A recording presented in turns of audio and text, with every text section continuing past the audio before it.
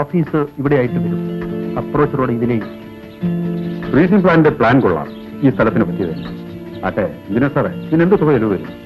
50 ലക്ഷമുള്ള estimate. അല്പമെങ്കിലും കൂടുന്നതല്ലാതെ കുറയില്ല. അല്പമായാലും അധികമായാലും കൂടുന്നത് ഫൗളാണ്. നീ ഒരാളാണ് ഇതിനെ സാറേ.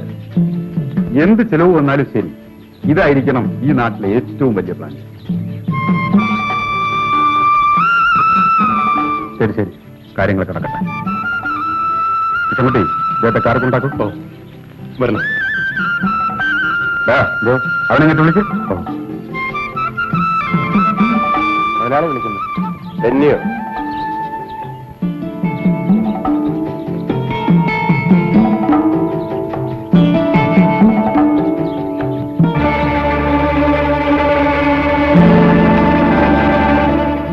₹1000 എന്തിനാ വാങ്ങിക്കുക. എന്തിനാണെന്ന് പറ. നീയും നിന്റെ കുടുംബവും ഈ കടപ്പുറത്തിങ്ങനെ ജീവിക്കുന്നത് നിന്റെ കുറച്ചിലാണ്. അതുകൊണ്ട് ഈ പണവും വാങ്ങി മറ്റെവിടെങ്കിലും പോയി ജീവിക്കും. ഈ കടപ്പുറം നിന്റെ തന്തയുടെ വകയാണോ? കേൾക്കണം. എടാ, നീയും ഞാനും ഒരുമിച്ച് വള്ളത്തിൽ പോയിക്കൊണ്ടിരുന്നവരാ. നിന്റെ കയ്യിലെ തടമ്പ് നോട്ടെണ്ണി മാഞ്ഞു കാണും. പക്ഷെ തോള പിടിക്കുന്ന എന്റെ കയ്യിലെ തടമ്പ് ഇപ്പോഴും ഉണ്ടടാ. ഒരു മുതലാളി വന്നിരിക്കുന്നു.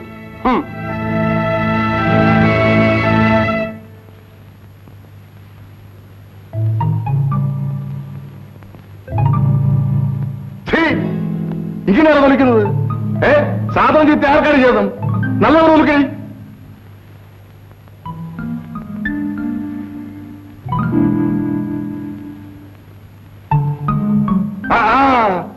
ഇങ്ങനെയാണ് വൃത്തിയാക്കുന്നത്. നല്ലവണ്ണം വൃത്തിയാക്കടി. സായിപ്പന്മാർക്കിനാണ് സാധനം ഇത്.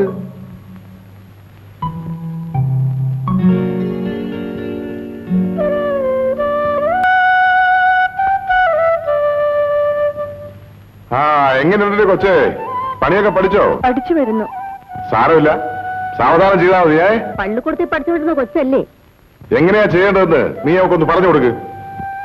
കേശവന്റെ മകളാ നീ. എന്തെങ്കിലും ബുദ്ധിമുട്ടുണ്ടെങ്കിൽ എന്നോട് പറയണം. ഇപ്പൊ ബുദ്ധിമുട്ടൊന്നുമില്ല. നീ എനിക്ക് അന്യാളൊന്നുമല്ല, അതുകൊണ്ട് പറഞ്ഞതാ. ജോലി നടക്കട്ടെ.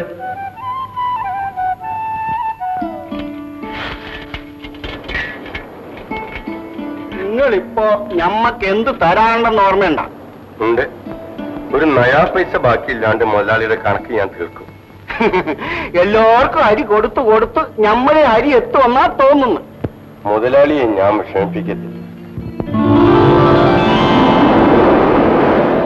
കണ്ടില്ലേ, കടല് കരിഞ്ഞു കിടക്ക്. ഞമ്മക്കറിയാണ്ട് ചോദിക്കുക, നിനക്കെന്താ ബോട്ടിൽ പോയാല്? കുരുവിയുടെ കുടല് കൊച്ചല്ലേ മുതലാളി.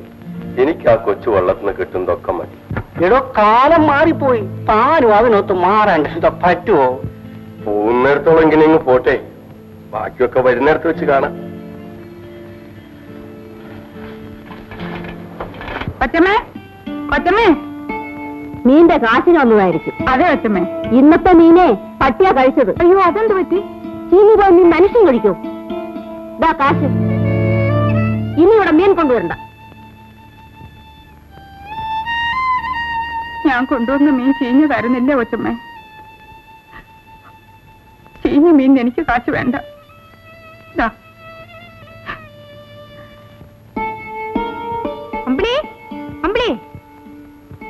എന്താടി? നീ ഒന്ന് അമ്പലത്തിന്റെ അടുത്ത് ചെല്ലണമെന്ന് കൊച്ചു മുതലാളി പറഞ്ഞു. എന്തിനാ? അത് അങ്ങേരോട് പോയി ചോദിക്കേ. എനിക്ക് വയ്യ. വീട്ടിൽ താമസിച്ചെന്ന അമ്മ തല്ലും. അതിൽ ഞാനൊരു പണി ചെയ്യാം. ഫീലിങ്ങിന് ഒത്തിരി ചെമ്മീനുണ്ടെന്ന് ഞാൻ വീട്ടിൽ പറഞ്ഞേക്കാം. ആരെങ്കിലും കണ്ടാലോ? കണ്ടാലെന്താ? നിന്റെ മുറച്ചെടുക്കണല്ലേ? ചെല്ലേ.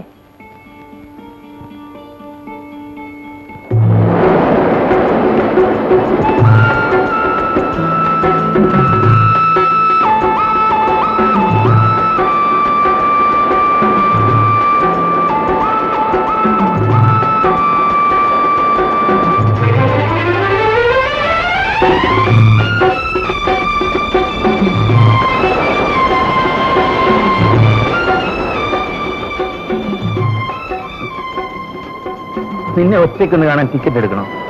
ആ ചോദ്യം ഞാൻ അങ്ങോട്ട് ചോദിക്കേണ്ടതാണ്. ചേട്ടൻ എന്താ ഇപ്പൊ വീട്ടിലോട്ട് വരാത്തത്? ആഗ്രഹമില്ലാഞ്ഞല്ല. അച്ഛന്റെ സ്വഭാവം നിനക്കറിഞ്ഞൂടെ? ചേട്ടാ, ഈ ഒളിച്ചുകളി എത്ര നാൾ നീണ്ടു നിൽക്കും?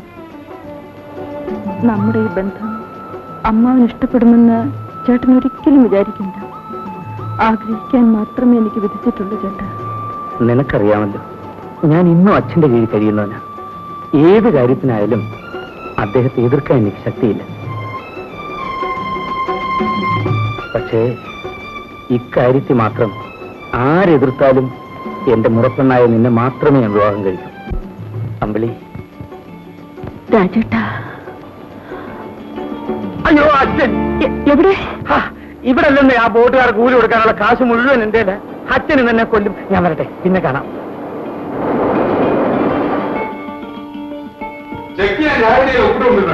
കൊച്ചുമുതലാളി ഇതുവരെ ബാങ്കിൽ എത്തിയിട്ടില്ല. ആവണിക്ക് ഇന്ന് ജോലിക്കാർക്ക് അഡ്വാൻസ് കൊടുക്കണം. ഏതിന് എവിടെ പോയി കിടക്കുന്നു? ഇവിടെ ഉള്ള പണമൊന്നും ഇവിടെ ഇരുന്ന പണം തൂത്തുക്കുടിക്കാർക്ക് അഡ്വാൻസ് കൊടുത്തിരിക്കുകയാണ്. നീ ഇത്ര എവിടെയാണ്? വഴിക്ക് ഞാൻ കേടായി പോയച്ചാ. അല്ല, മോട്ടോർ സൈക്കിൾ കേടായി പോയി. നിനക്കൊന്ന് ഫോൺ ചെയ്ത് പറയാൻ പാടില്ലായിരുന്നു. അവിടെ ഒന്നും ഫോണില്ലായിരുന്നു. കാര്യത്താ ഞാൻ ഭാഷ കൊടുത്തു ജോലിക്കാർ കത്തിക്കൊണ്ട്.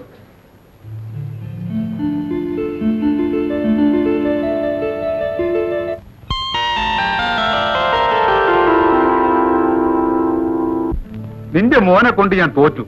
ഇവനിങ്ങനെ ഉത്തരവാദിത്തമില്ലാതെ പെരുമാറിയാൽ ഞാൻ എന്ത് ചെയ്യും? ആമ്പിള്ളാര് പ്രായമായ അവരെ പിടിച്ച് ചുമതലക്കാരാക്കണം. അല്ലാണ്ട് തൊട്ടവനും പിടിച്ചതിനും ഒക്കെ കടിച്ചു തിന്നാൻ ചെല്ലുകയല്ല വേണ്ടത്. കൊച്ചുമുതലാളിയെ പിടിച്ച് പെണ്ണ് കെട്ടിക്കാമോ? ഇപ്പോഴത്തെ പവളൊക്കെ അങ്ങ് മാറും. നേരാ, കൊള്ളാവുന്ന ഒരുത്തിയെ കൊണ്ട് കെട്ടിച്ച അവന്റെ ഈ പിള്ളകളിയൊക്കെ അങ്ങ് മാറും. ഇങ്ങനെ കയറൂരി നടക്കുന്നതിനെ പിടിച്ച് പെണ്ണ് കെട്ടിച്ചാൽ എങ്ങനെയാ? കല്യാണത്തിന് മുമ്പേ നിങ്ങൾ എങ്ങനായിരുന്നു? എന്റെ കൈ കിട്ടിയതിനു ശേഷമല്ലേ നിങ്ങൾ നേരെ ചൊവ്വയായത്. മുതലാളിയുടെ കാര്യം എന്തിനാ പറയുന്നേ? കൊമ്പനാനെ കിട്ടിയാലും കൊച്ചമ്മയുടെ കൈക്ക് ബീറ്റല്ലേ. പിന്നെ അളിയനും പെങ്ങളും കൂടെ വലിയ കരത്തിൽ വെള്ളം ഒഴിച്ച് കാത്തിരിക്കുക. എന്തിനാന്നോ? അമ്പിളി മറപ്പന്നല്ലേ കല്യാണം കഴിപ്പിക്കാൻ. ആ എരപ്പാളിയുടെ മകളെ എന്റെ മകൻ കെട്ടാനോ? അന്നേ കാക്ക മലന്ന് തുറക്കും.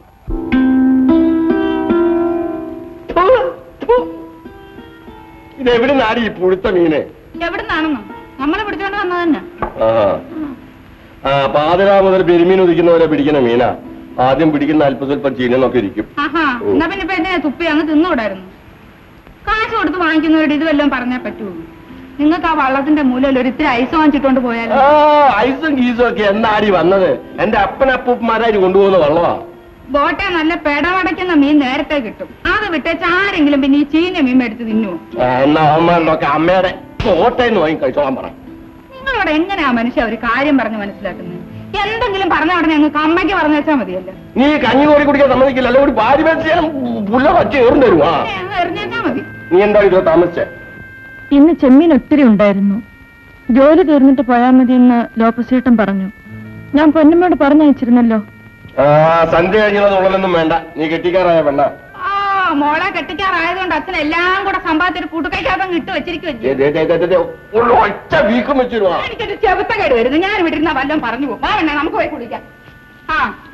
ഒരു കാര്യം പറഞ്ഞേക്കാം. ആവണിയാ വരുന്നത്. പെണ്ണിന് ഉടുക്കാൻ തുണിയൊന്നുമില്ല. എന്തെങ്കിലും ഒന്ന് വാങ്ങിച്ചേക്കണം. വലിയ വീരച്ചടിച്ചോണ്ടിരുന്നാ മതിയായിട്ട്.